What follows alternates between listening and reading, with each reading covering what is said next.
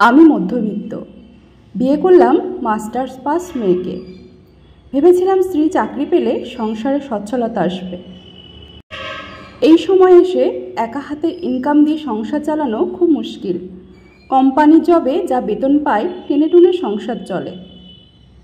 স্ত্রীর চাকরি হলো, 25,000 টাকা বেতন, সংসারে দেয় 5,000। বাকি টাকা তার কাছেই রাখে।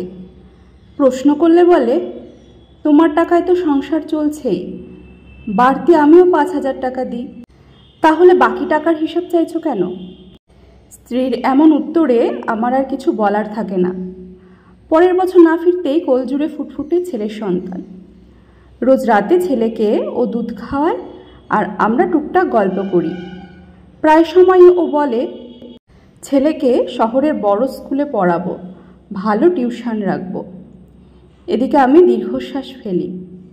সরকারি স্কুলের বাইরে পড়ানোর সামর্থ্য আমার নাই, ইচ্ছাও নাই।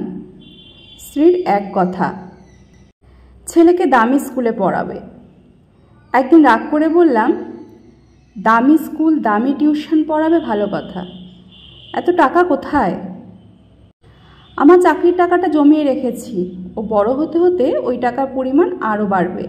আর শোনো, সামনের সপ্তাহে ব্যাংকে যাব, টাকা তুলব। কত টাকা? 1 লাখ। এত টাকা জমে গেছে? 1 বছর ধরে জমাচ্ছি যে। ওই টাকা দিয়ে তুমি একটা সাইড ব্যবসা ধরো। ছেলে বড় হচ্ছে, ওর ভবিষ্যৎ আস্তে আস্তে অনেক টাকার প্রয়োজন হবে। স্ত্রীর কথায় রীতিমতো আমি হতভম্ব।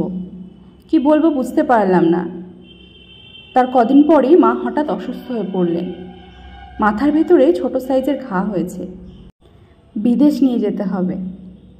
স্ত্রী বলল, ওই টাকাটা দিয়ে মায়ের চিকিৎসা হবে না? ওটা তো তুমি এত কষ্ট করে জমিয়েছ ছেলেকে দামি স্কুলে পড়াবে বলে, সেটা দিয়ে দেবে?